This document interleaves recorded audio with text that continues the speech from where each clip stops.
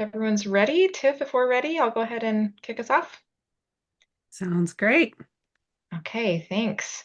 Well, welcome again. I am Emily Fopp. I'm a board member of IRSLICE, the International Association for Research on Service Learning and Community Engagement, which is one of the co-organizers for this program, the Dissertation Dish. In my professional role, I'm the Senior Manager for Professional Development at Campus Compact. But I also serve as the co-chair of the Special Programming Committee of IRSLICE, which is my capacity on this committee representing the Special Programming Committee. And I'm a past chair of the IRSLICE Graduate Student Network, who's also a partner in this work.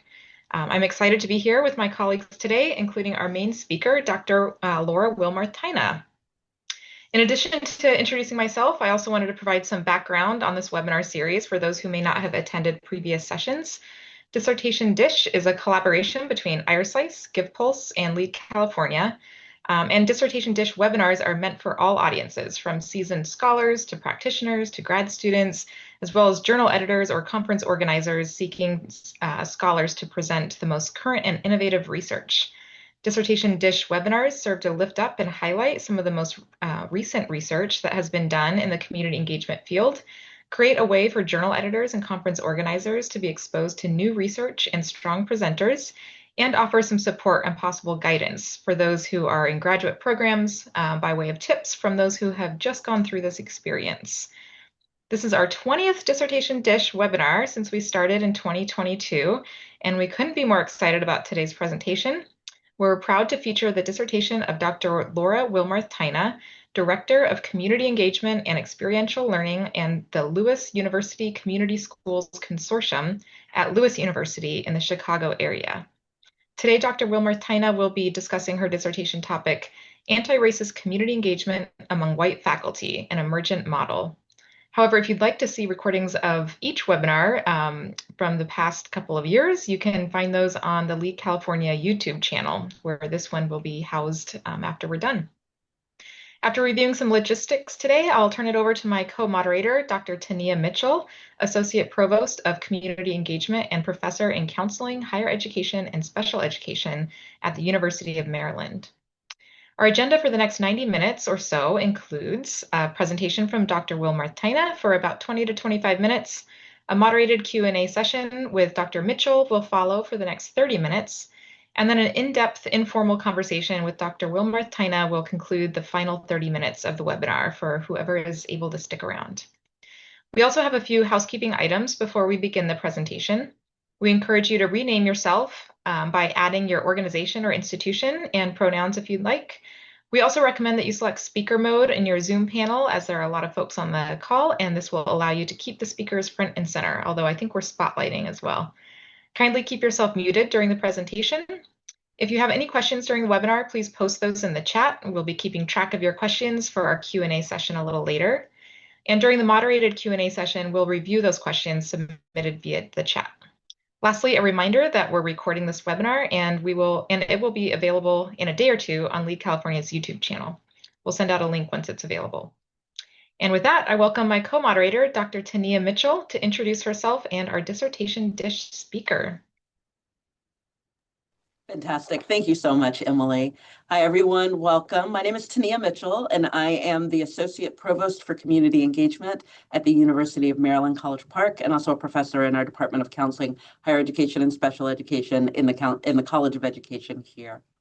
Part of my role is really to support and amplify the community engagement efforts of our faculty here at Maryland, as well as figure out better ways, more equitable ways for our students, staff, and faculty to participate in community engaged work. But one of my other pleasures in terms of my role is that I get the opportunity to advise and work with students and have mentored PhD students from Minnesota, my previous institution, as well as here at Maryland and other campuses that have allowed me the opportunity to engage in student work. And that is how I came to be connected to and had the privilege to work with Laura. So Dr. Laura Wilmarth Tyna, as you've already heard, is the Director of Community Engagement and Experiential Learning at Lewis University, and also directs the Community Schools Consortium there, which is in the Chicagoland area. And in this capacity, she works with local schools and community-based organizations to support community thriving by facilitating collaborative partnerships and resource sharing. She has served as a higher education community engagement professional for over 20 years and received a Doctorate of Education in Student Affairs Administration and Leadership from the University of Wisconsin-La Crosse in May of 2025.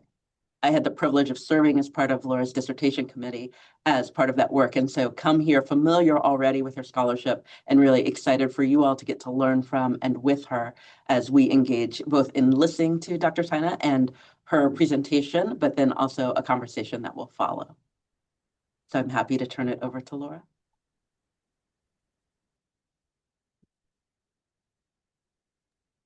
There we go. Thank you so much, Dr. Mitchell. I really appreciate it. And I'm very excited to be here today to share my work with you. I'm going to go ahead and screen share to get us started. All right, so again, I'm Laura Wilmarth Tyna. I am a recent graduate of the University of Wisconsin-La Crosse, and I'm really looking forward to sharing with you today about my research on anti-racist community engagement among white faculty and the emergent model that I identified. So I think because of the nature of this work, it's really important for me to start by sharing a bit about me, because my life experiences really influence how I have made meaning of this research. Again, I'm a community engagement professional and have been for about 20 years. And I was really inspired by my grandma, Judy Wilmarth. She's pictured here. She was very involved in her rural community and served as a leader in a variety of capacities and really helped me understand what it means to connect and support people, to engage your neighbors and strangers to build community. I study race because I love a variety of folks who are harmed regularly by racism and white supremacy. And so I think many of us often, especially those who are white, don't have an opportunity to learn accurate US history. And so I think it's really important to make sure that we're understanding the culture that we live in and the experiences that folks are having. I am a white, middle-class, cisgender woman who was born and raised in the US, and those and other identities have really influenced my work. So a little bit of context, I think it's helpful to start there. Service learning and community engagement, or SLCE, has often been lauded for the ways that students engage in hands-on learning and can address social issues. Despite that, there's decades of research, because of that, there's decades of research that talks about the benefits and the strengths of both curricular and co-curricular SLCE. And over the past 15 years, a multitude of scholars have also critiqued the ways in which the pedagogy can reinforce negative stereotypes, it can reproduce white supremacy, and recenter whiteness. And in fact, I think this quote is really important. Vaccaro noted how Black, Indigenous, and people of color or BIPOC community members and college students can suffer the effects of aversive racism, microaggressions, and white privilege through SLCE practices. So SLC has been really highlighted and adopted by higher education to deepen student learning and experience, but institutions sometimes fail to recognize how white supremacy is reproduced and whiteness is recentered through those community engaged pedagogies. So in response, I chose to study faculty who implement an anti-racist approach in their community engaged teaching to understand more about how we can create racial justice through community engagement. So to give you a little bit of an idea of the background of this research, I think it's important to talk about both those transformative nature pieces of SLCE and some of the challenges. It has been identified, SLCE has been identified as a high impact practice, was selected in that way or identified in that way in around 2007. And so there are a lot of benefits to students, right? The academic and personal development, things like increased GPA, increased engagement, and early career success for students who engage in SLCE. And they also have an opportunity to grow their understanding of social issues. So lots of wonderful things happening. But there's also literature out there acknowledging some of the downfalls, concerns about how imbalanced power dynamics can play out in SLCE relationships, and the way that SLCE may uphold concepts of white saviorism. The reinforcement of white supremacy is also really concerning, which can only be avoided if we're really rooted in a social justice orientation when we're doing this community engaged work. And so the challenges here also suggest that preparing students for SLCE is really critical, but research on how to implement the pedagogy without recreating inequitable power dynamics and reinforcing of white supremacy is pretty limited. There's not much out there. So further, SLCE in academic contexts, when it's happening in a classroom, we got to think about who's implementing it as well. And so research on faculty implementing SLCE is also a little bit limited. Existing literature on the faculty doing it tells us that there's a likelihood for more women and more people of color to do this work. But white women still have a tendency to make up the majority of SLCE faculty simply because there aren't as many Black and Brown faculty members in higher education. Often these faculty members are motivated to engage students in addressing real world problems, and they want to contribute to the common good. So there's a lot of really worthwhile components there. But unfortunately, those faculty are often provided very little institutional support or training. And so with all of this in mind, I really sought to fill in the gaps in the literature by studying white faculty, which is the largest group of folks doing SLCE work, to understand how they are implementing anti-racist community engagement. So here is a little bit of information about the purpose. For this qualitative study, I was really wanting to explore the experiences of white faculty implementing anti-racist community engaged pedagogy in their SLCE courses. And so to that end, I explored these 4 research questions. So how do white faculty come to understand and practice anti-racist community engagement? What do white faculty need to understand and practice ARCE? What experiences, tools, and resources contribute to preparing white faculty to implement ARCE? And then how do white faculty demonstrate the integration of ARCE into their courses? And so given the lack of research on anti-racist community engagement or the faculty who implement it, especially those who are white, I was hoping to contribute tools, essentially knowing that I work in a role where I support faculty, many of whom are white, and doing this work. I was looking for tools and I wanted to be able to share some of those with other colleagues who do similar work. So I used a couple of theoretical frameworks to engage in this research. And so the first is critical race theory, or CRT.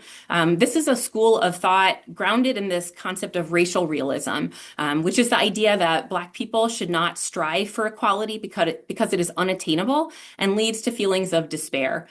So tenets include things like the acknowledgement that racism is persistent and permanent, and understanding that racism will shift over time as cultural climate shifts, the capacity for white people to essentially completely ignore racism, the recognition that multiple forms of oppression come together or coalesce to further marginalize folks, and the ability to tolerate racial equity, especially if it benefits white folks, so interest convergence. One component I want to name here is I also leaned into an outgrowth of critical race theory, which is called critical whiteness studies. It seems to be a little bit less known, which is focused on exposing the unnamed role of whiteness in reproducing racial hierarchies. And so Faust and Irwin back in 2020 described CWS as helpful in critically interrogating whiteness and the ways in which white supremacy impacts Black and Brown people, along with white people for that matter. And so using these 2 approaches, or sort of one approach with a sub-approach, helped me to examine the roles of race and whiteness and white supremacy and SLCE. And I think they really both demand a lot of self-reflection and questioning assumptions. And so that was how I spent a lot of my time. The second theoretical framework I want to name is anti-racist pedagogy, which Ohido back in 2020 described as the practice of resisting or opposing racism and or intervening in ways that subvert its impact on persons, institutions, schools, and other such entities in society. The idea here is that anti-racist pedagogy raises students' critical consciousness, and it really empowers them to participate in racial meaning making, to understand and name and identify race. And so for an educator to adopt an anti-racist pedagogy, they first have to engage in their own work to see and understand the role of race and white supremacy in education.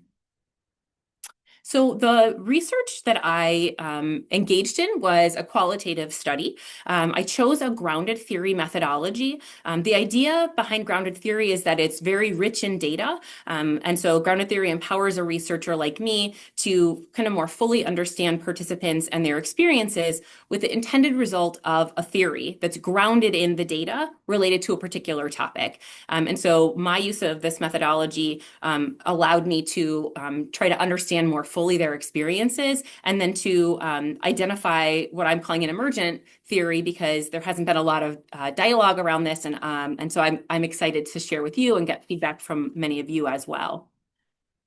So in order to do this data, I sought out white faculty members who identified as teaching anti-racist community engaged courses. I ended up with 8 participants.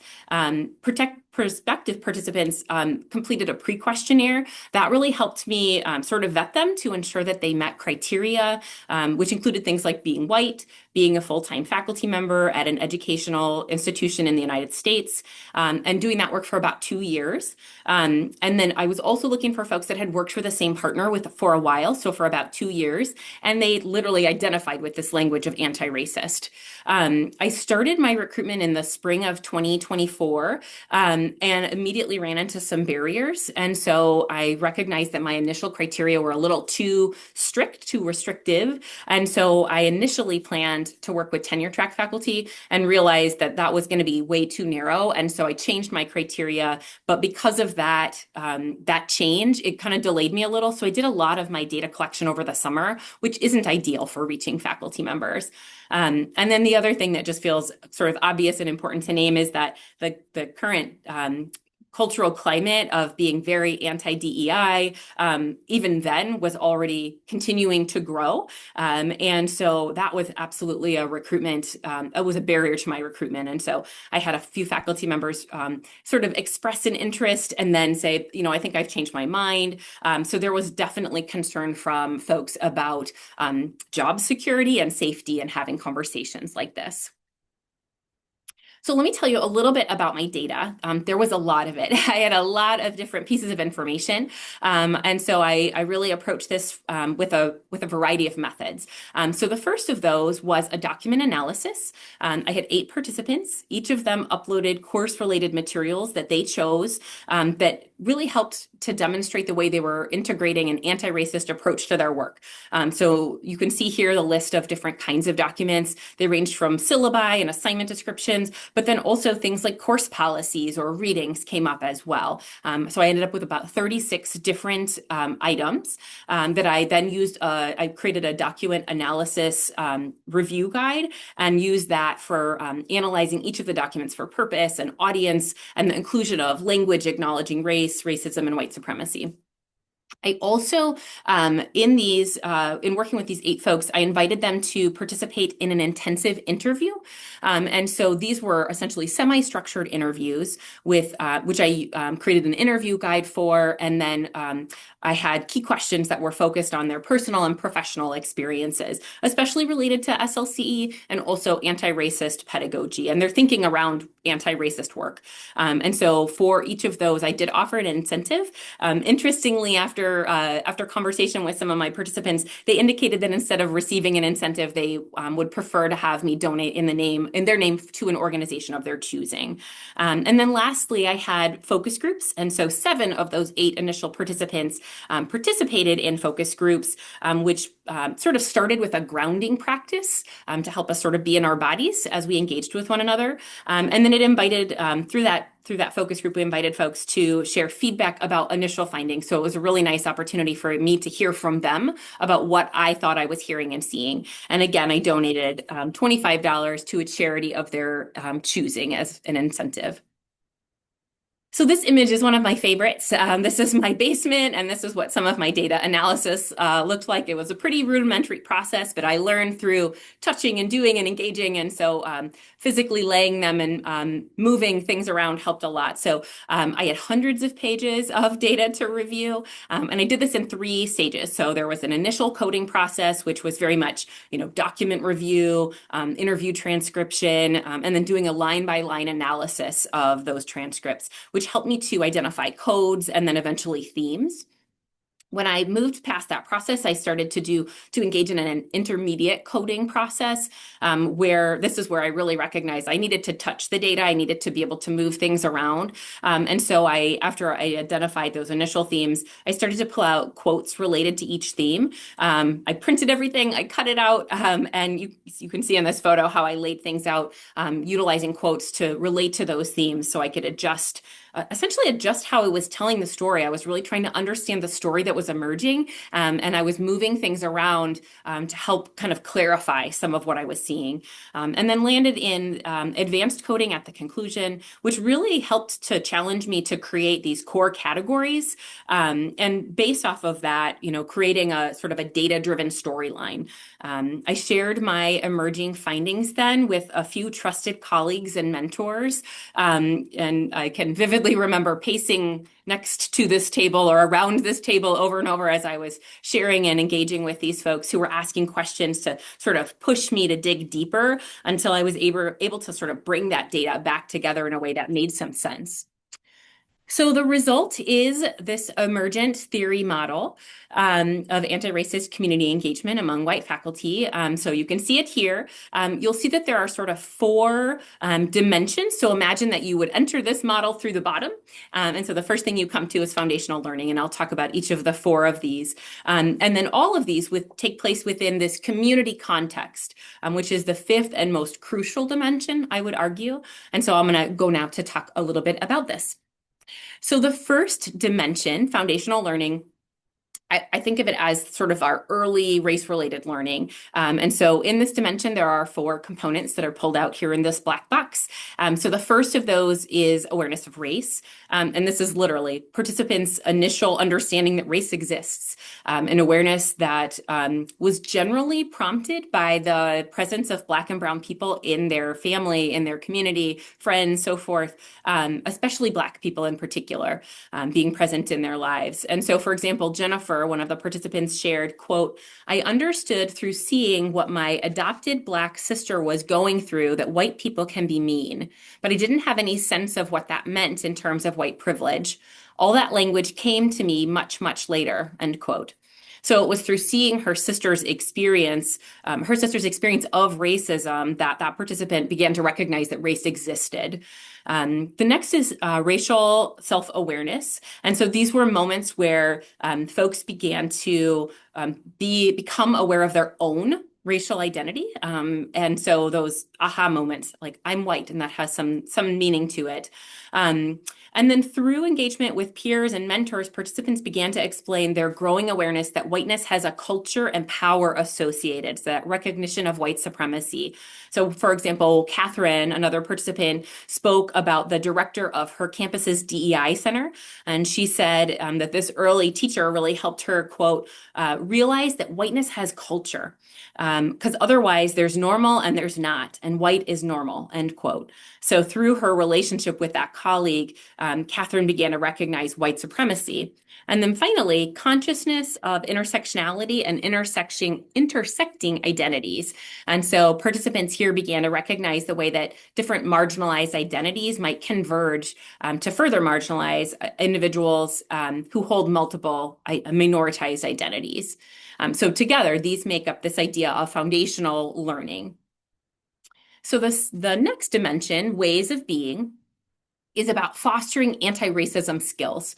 So I call this dimension ways of being because these aren't just skills a person can develop, but really practices that they adopt and implement over time and in all of the contexts of their life.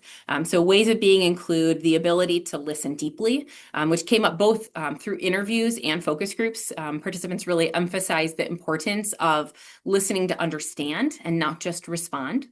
And then they talked also about being comfortable with discomfort, and that was growing their capacity to sit with discomfort in talking about race, especially as white people often are taught not to acknowledge or name race. And so one participant, Jake, suggested, quote, learning how to be uncomfortable has to be part of a racial justice practice, maybe even before the act of listening, end quote.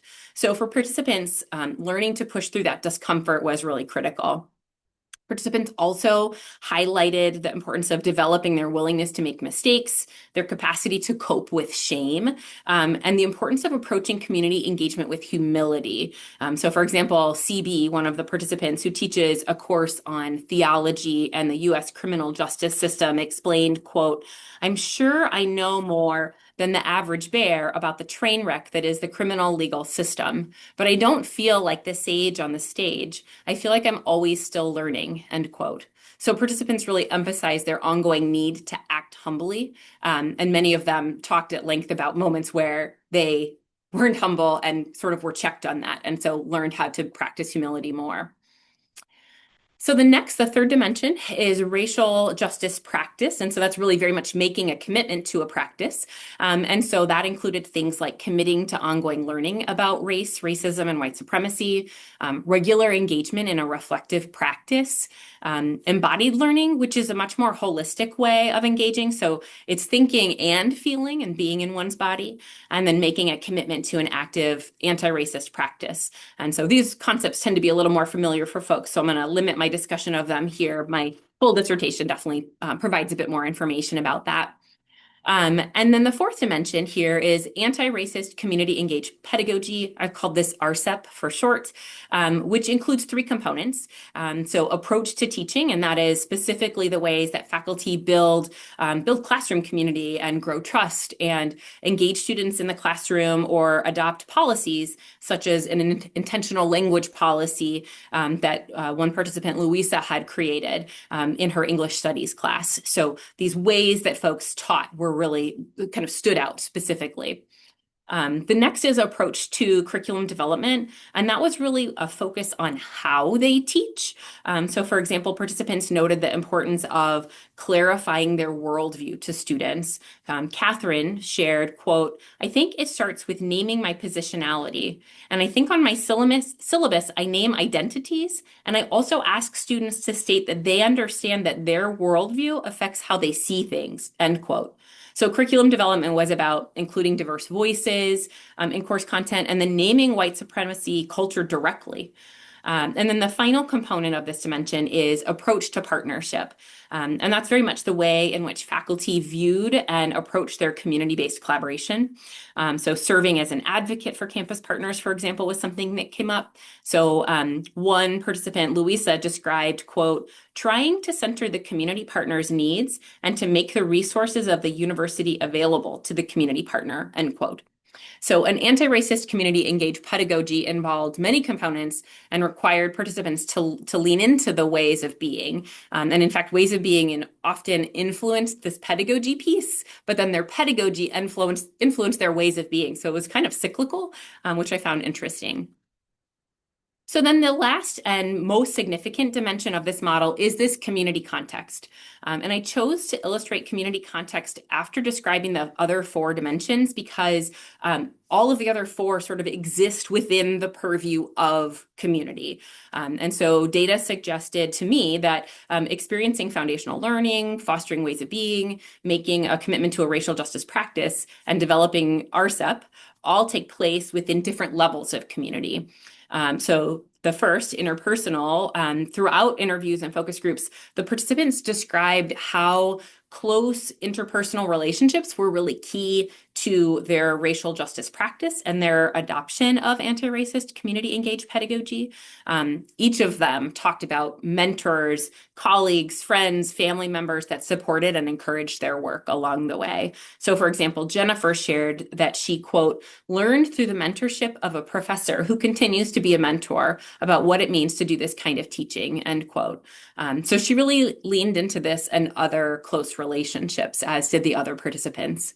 At the group level, participants really spoke about the value of white accountability spaces. So whether that was a white accountability group, an anti-racist book club, small groups of colleagues on their campus or in their region, groups of co-participants in racial justice trainings. All of these different spaces served as supports for them. So for example, one participant shared, quote, "My network is multiracial and multicultural, but I've been having heart-to-hearts with other white people who are doing the work and trying to muddle through and making mistakes and figuring out how to learn from those mistakes," end quote. So fighting the isolation that we can often experience was really key to this idea of creating anti-racist community-engaged pedagogy, and community was consistently sort of a key component to helping folks do that. So I want to talk a little bit about kind of my thinking regarding what I was finding. There were two key concepts that emerged for me. And so the first, again, was this idea that community is central to anti-racist community engagement, which might sound obvious, right? It's got the word community in the phrase or in the name, but I don't know that we always think of it in that way. And then the second is that anti-racist pedagogy is more than just technique. It's not a list of things we do. So through the different research I had looked at around anti-racist pedagogy, community was definitely named as a component of the work, including things like building classroom community for students or developing relationships between folks across racial differences. But I really found that creating a relationship-based environment that allows opportunity for building authentic relationships that are trusting and true connection was really important. But however, sort of unlike those previous studies, which said many of the things that I identified, I found that community emerged as central in this research. And the data demonstrated engagement in community is really critical to sort of every component of anti-racist community engagement among white faculty. So when participants shared their experiences, they described their friends, their mentors, their colleagues, their family members, challengers, models. All of these people were why they kept doing the work. And so their community was essentially the impetus for getting started. And it was also the way that they continued to keep going in the work to learn about race, racism, and white supremacy, and why they continued to work for racial justice.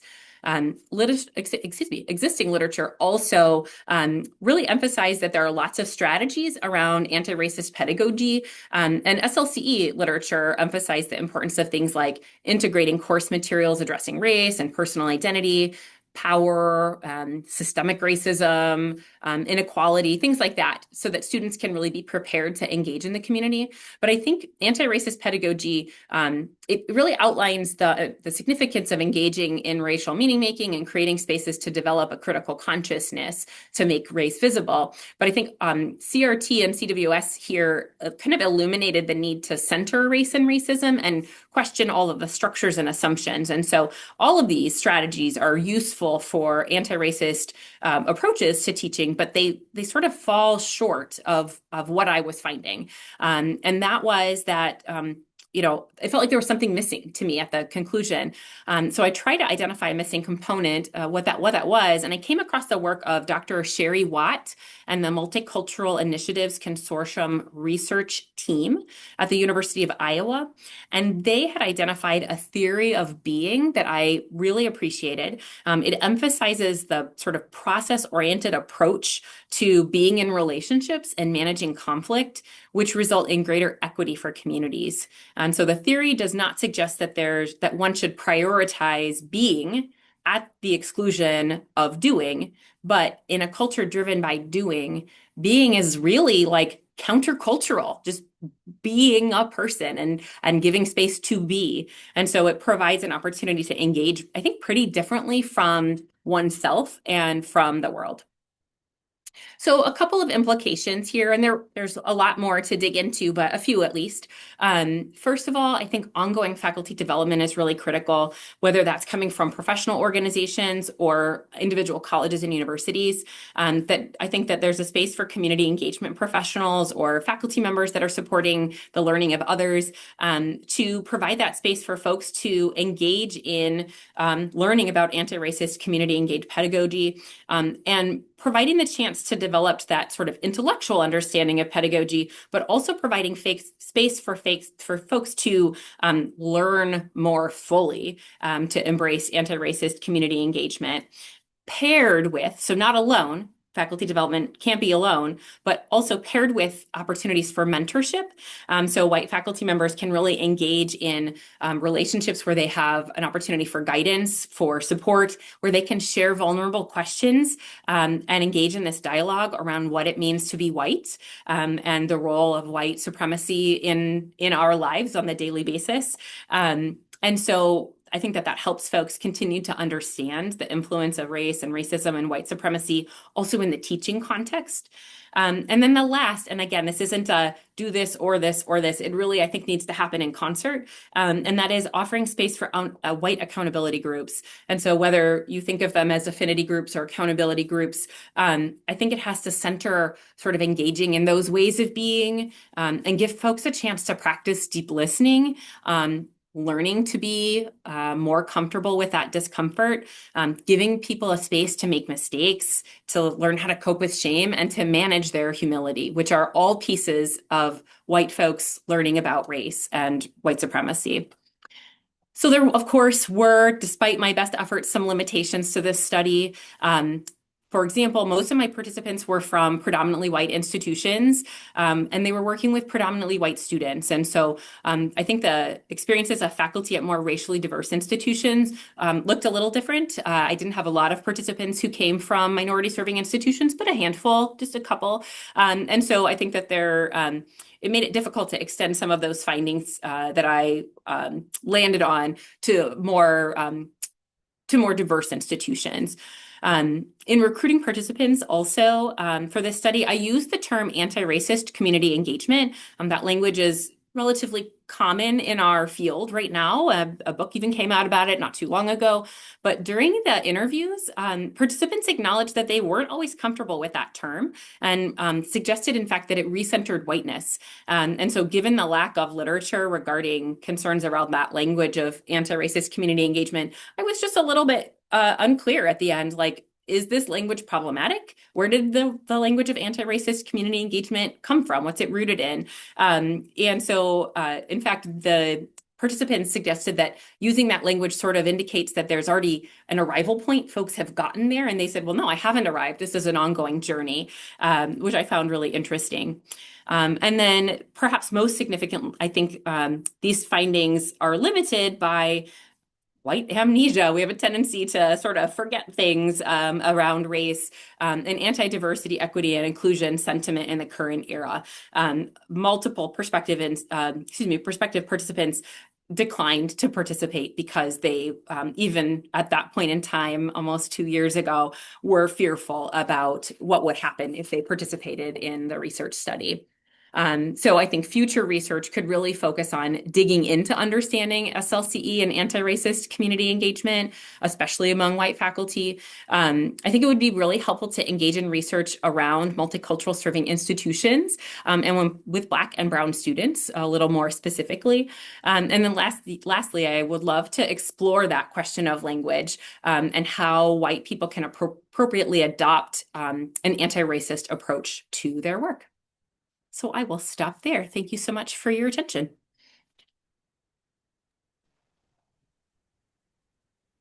Laura, thank you so much for your research and for this presentation. It was really great to be re-engaged with your work again and to explore the relevance in this particular moment. And so I appreciate that.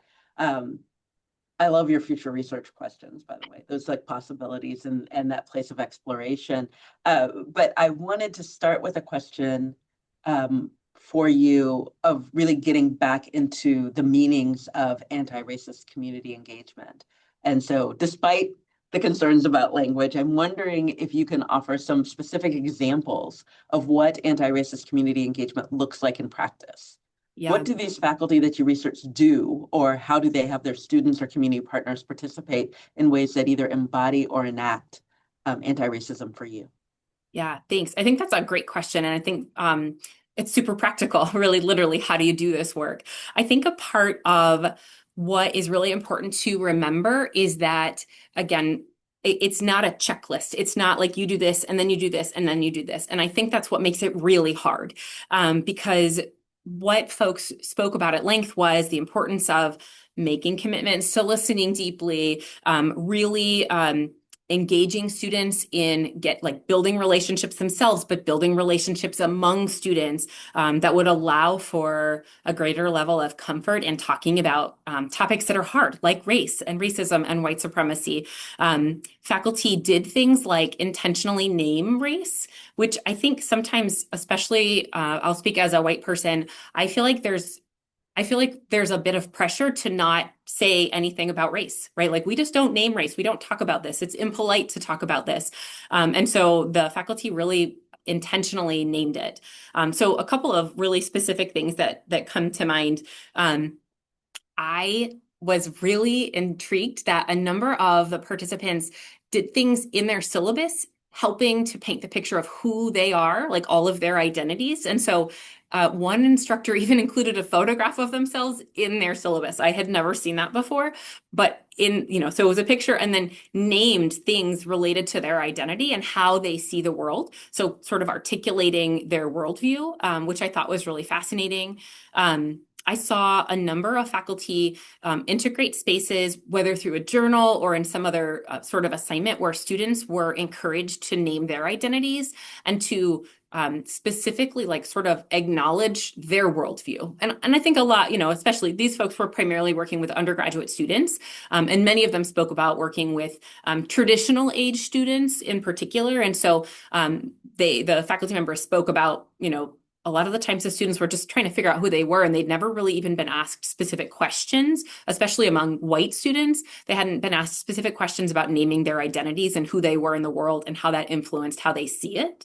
But I think that the relationship piece was a really important one, though. I think there's so much content that often has to come, be included in a class, right? It's a very small amount of time when you talk about studying a topic. And so I appreciated that these folks were taking time from away from the curriculum to really build community in some consistent ways that allowed the depth of conversation to expand. It was just a deeper conversation because they were building those connections to one another and engage in difficult conversations. So those are some of the things that really come to mind. Another that I'll name briefly, I really appreciated the way that faculty intentionally lifted up the voices of Black and Brown scholars. And so ensuring that, the videos they shared, the readings that they looked at, right, all of the different, tools that they brought into the classroom, that they highlighted the work of Black and Brown communities and the thinking of Black and Brown people in a way that just takes intention. And so, so those are some of the things that come to mind. It's so interesting, right? Because there are elements of those pieces in terms of naming identity, centering those spaces, raising the profiles, voice, scholarship of folks of color, right? That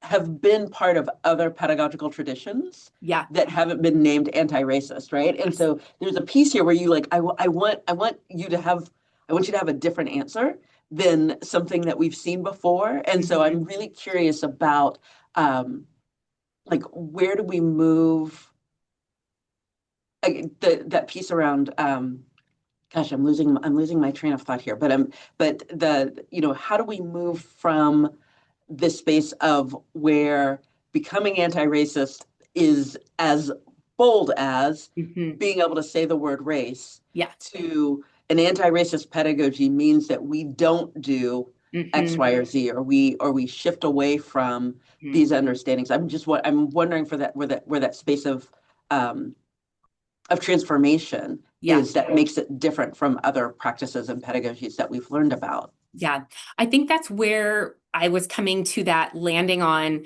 anti-racist pedagogy isn't about technique. And I think this is why this is so hard to talk about, right?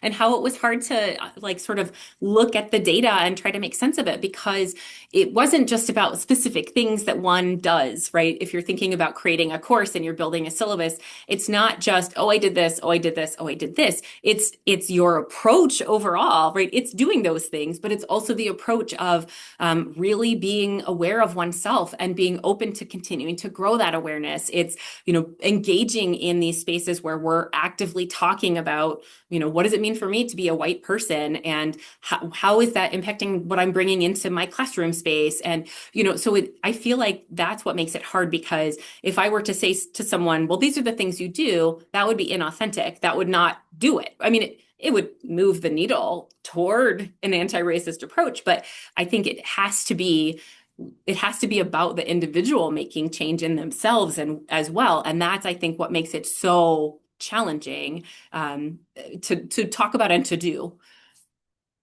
That's really helpful. Thank you. So you mentioned on a couple of different places, like the current political context as being, since you did your data collection 2 years ago, the then present political context in some of these locations as being a barrier to participant recruitment, and people feeling like they needed to withdraw from the research or the possibility because of it. So I'm curious if we can take that up a little bit. And I'm wondering, in contexts where some states don't allow you to say diversity, much less anti-racist, right? How do you advance the community engagement? How do you advance the community engagement practice that you advocate for? One that is explicitly anti-racist when you can't say the words. Yeah, I think I've really been thinking about this question a lot, because it feels, no matter what, this work is really challenging, and now we're making it even more challenging to do the work. I went round and round in thinking about, like, okay, if I am trying to do this work and I'm in a place where I'm not even allowed to talk about diversity, equity, and inclusion, I'm not allowed to name race, how can I say that this is my approach to the work? So it doesn't entirely do it justice, but I was landing on the idea of sort of a human-centered approach to the work, because I think when one is human-centered, we are focused on things like listening deeply, practicing empathy, working to understand and build relationships with the people around us. So there are some key components that feel resonant. When we're talking about race and racism and white supremacy, it's so complicated. Human-centered doesn't do it entirely justice, but I think, it moves us in the direction that I would want folks to go when we're really being aware of ourselves and how we are being in relationship with others. So yeah, I don't feel totally comfortable with that answer. It doesn't entirely get at it, but that's sort of what I've been thinking about when we're bound by the language we can use. I wonder too if some of the opportunities that you name, right, that the idea that an anti-racist community engaged pedagogy is more than approach, right, but then also recognizing the consistency, the history behind some of the practices that you have named, and their ongoing presence in higher education spaces, right, also gives people an opportunity, right? Like, this isn't you don't have to name it an anti-racist community engaged pedagogy if you're doing things that have been a part of the ways that we have elevated as best practices in teaching anyway, right? And then I also start thinking about other language, to your point about, like, what's the right words to use. But, a lot of institutions, picking up from Daryl Smith's work, fallen on inclusive excellence, right, as a way to talk about the words we can't say without invoking them. And so just thinking about, like, what are the other words, practices, patterns that we can reiterate for folks as being absolutely essential to moving towards a more progressive or critical orientation to the work, without invoking languages that might otherwise get you in trouble. Now, you and I could certainly talk about this for a really long time, but I'm guessing that there might be some other people who have some questions. So I'll turn it to Emily really quickly to see. Yeah, actually, Dr. Mitchell, we had a similar question to the one that you just asked from Heather in the chat, and I think we've had a good start to that conversation. And I suspect that might be a conversation we continue in our final 30 minutes of the unrecorded portion of this session. So, Heather, I encourage you to stick around if you want to dive deeper into that one. But we also had a question from Henry in the chat. He asked, were there any surprises in your findings? That is something that you did not expect. Hmm.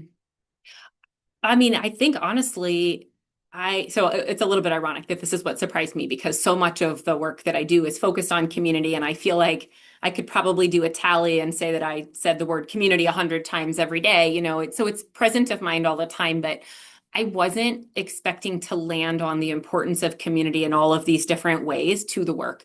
And it makes sense to me now, but going into it, I wouldn't have identified that.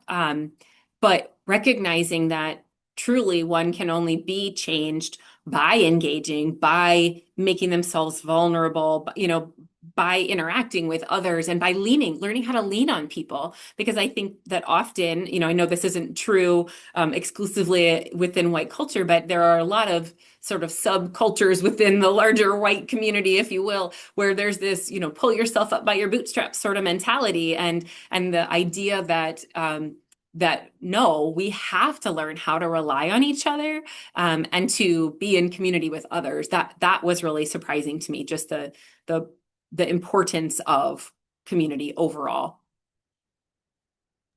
I also really appreciated the ways that you talked about community. I know you think about it as this overarching concept or construct within there, but it was what is the classroom community? What are my own mentorship circles and the community that I create amongst my peers and colleagues?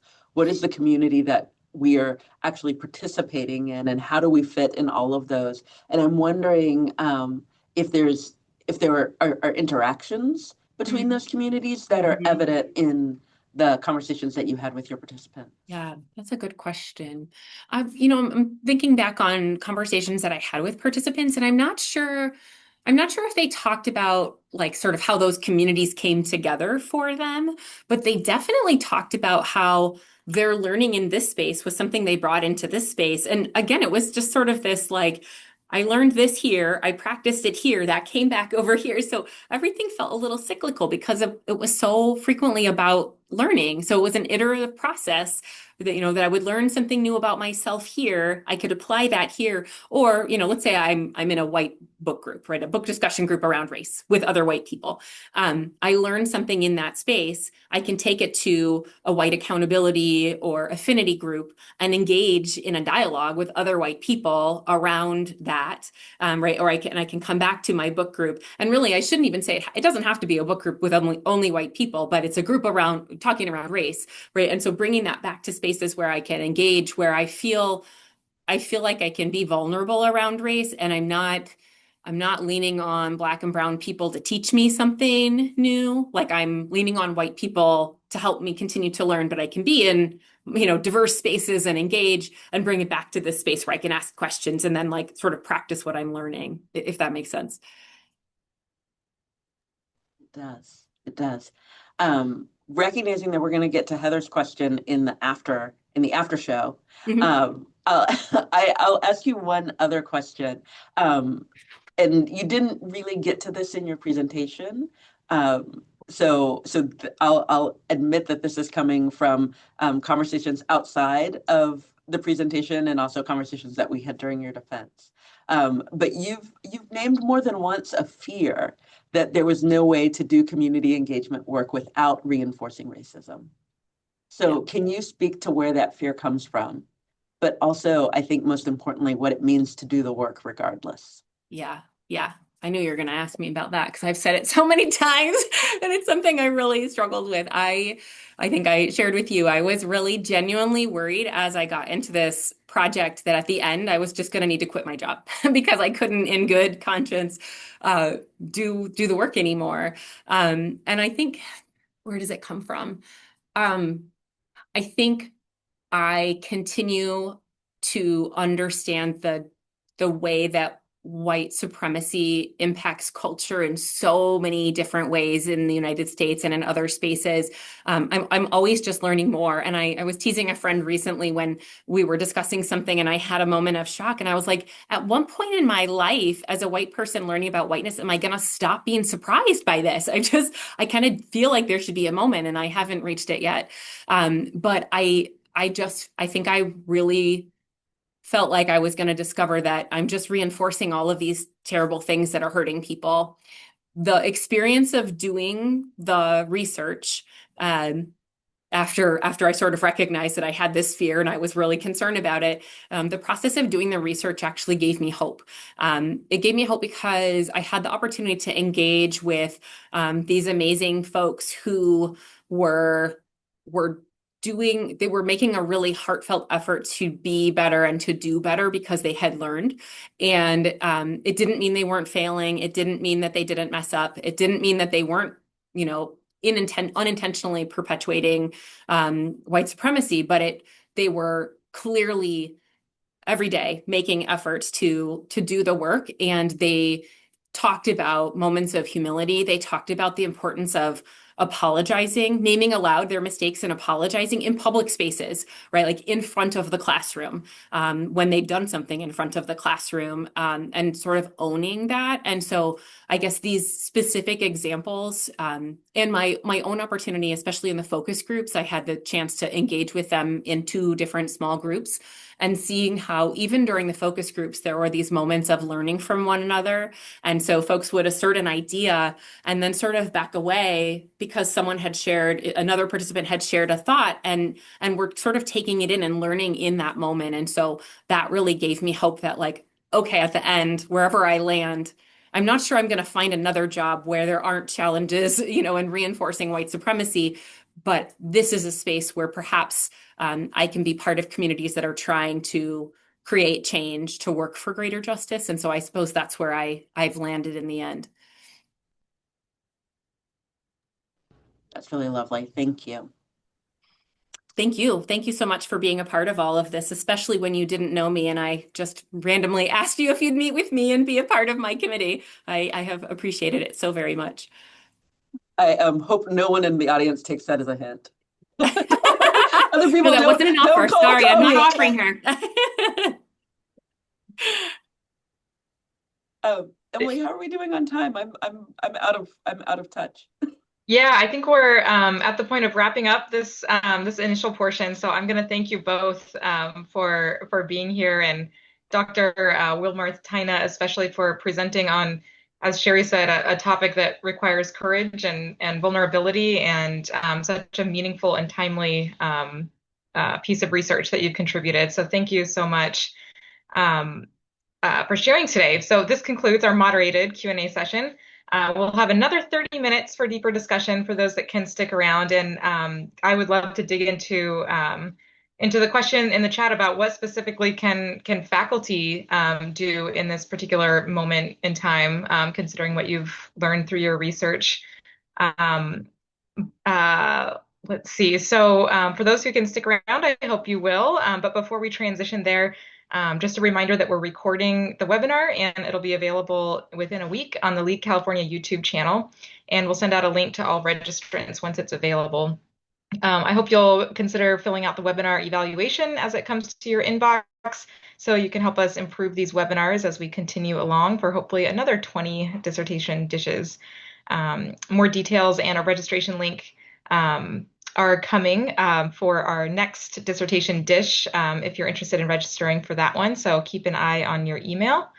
And for the next 30 minutes, we will allow for participants to connect with Dr. Wilmarth Tyna for an unmoderated and more engaging conversation. So with that, I'm going to close this portion and thank you both for being here. And